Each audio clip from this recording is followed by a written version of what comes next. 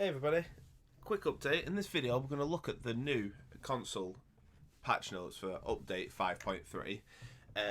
What they add into the game, what they're changing, and basically what you can expect next Thursday. Right, so right off the bat it's giving us the information that it's not, this update isn't going to be in the test server at all, which is fine because they're not changing a massive amount this time. And then it's giving you the time zones and when the updates are happening. So what's unusual about this is actually next Thursday opposed to next Tuesday. But perhaps they just needed that extra couple of days to see, get everything ready. The first major change is in the gameplay section is the bloody realistic. So basically, when you shoot people, depending on where you shoot people, there'll be different blood splatters, so you've got a better idea of where you've hit them and how much health they're going to have lost.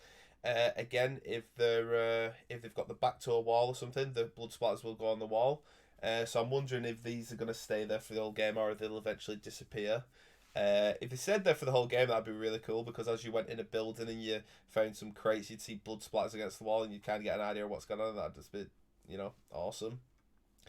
Next thing, they've rebalanced the vending machines, so they've used the max use from 15 to 10. I've actually still to this day never actually used one of those, so obviously they feel like they're giving out too much.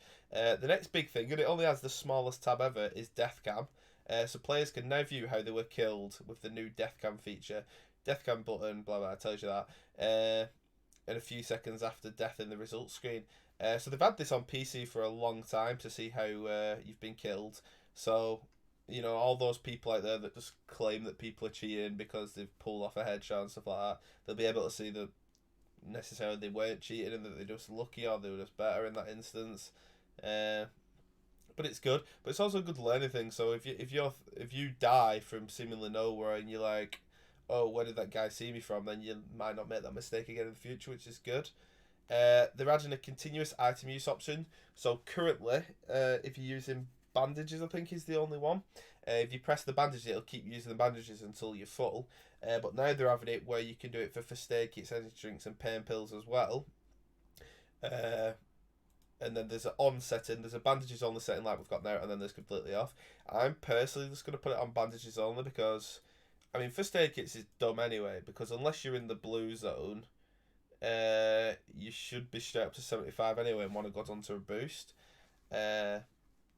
And as for pain pills and energy drinks, if you take one pain pill, you might not want to take another one straight away, if you're not in the last end of the ring. So I think I'm just going to keep it to bandages only because, well, they do such a small amount, you usually do most of them. Yeah. Weapon mastery, raindrops on roses and whiskers on kittens. Not quite sure what that's referring to, but we'll see, I guess. They've also added a favourite weapon tab. And basically the result of this is that when you choose a favourite weapon, your character in your play at Pubg ID is holding that weapon. So you get to choose a weapon that's your favourite, and that's that, which is cool, I guess. Another way to customize. So you say this guy's holding the M4. If you chose the AK, be holding the AK, etc. Players will also now be able to see which platform you're on the player in the Pubg ID. So a little Xbox symbol there, and then it shows the examples here. So you've got PlayStation, Xbox, and then other. So I think what it'll happen is, like it is when you're in the kill feed now, if you're on Xbox and you're looking at another Xbox player's ID, you'll have this. If you're on PlayStation looking at other PlayStation players, you'll have this. And then if you're on either console looking at the opposite console, it will display this. If that makes sense. They're also changing the lobby theme to Happy Holidays theme once the patch hits the live service, which is cool. And this, to set the winter mood, the lobby music has now also been changed. Weapon HUD improvement. So the heal acceleration icons and the weapon HUD will now flash. So that's a little thing, that's cool. I like that. They've done a little performance thing here where cache data will be deleted when moving back to the lobby to reduce the instances of crashes, which is good. Get rid of all the PGC banners. And then this letting you know the final day of the survival pass is the 21st of January, and that 2 weeks before that they'll have a countdown in game, so you know. A couple new skins and that being added to the store. So probably for G Coin they're adding a Battlestat QBU and a P1911. and then they're adding a Battlestat SKS and P92, which is for battle points. Then we've got some, different bug fixes there. Yeah, and then just a couple of bug fixes there, and that's it. So again, just to refresh, that's coming hit into the live service for me.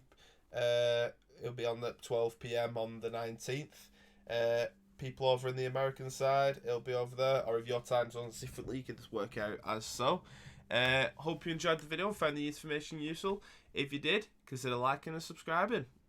Wookie, out.